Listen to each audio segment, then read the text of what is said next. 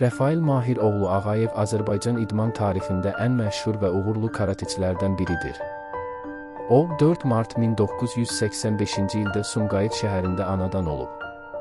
Uşaq yaşlarından idmana böyük maraq göstərən Ağayev əvvəlcə futbol və karate ilə məşğul olsa da, sonradan karateyə üstünlük verərək peşəkar karyerasını bu sahədə qurub.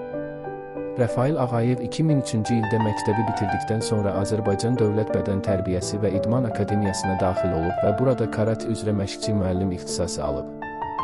Onun ilk məşqçilərindən biri tanınmış karate ustası Rəhman Hətəmov olub.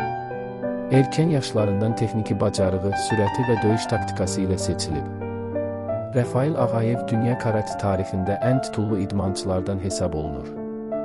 O, 5 qat dünya çempionu, 11 qat Avropa çempionu, dünya oyunlarının qalibi, Avropa oyunlarının qızıl medalçısıdır.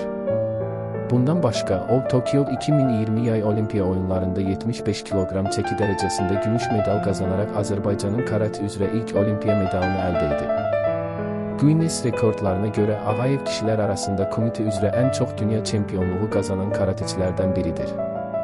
Rəfail Ağayev Azərbaycan idmanının dünyada tanınmasında mühüm rol oynayan idmançılardandır. O, təkcə medalları ilə deyil, həm də gənc idmançılar üçün motivasiya nümunəsi kimi böyük nüfuza malikdir.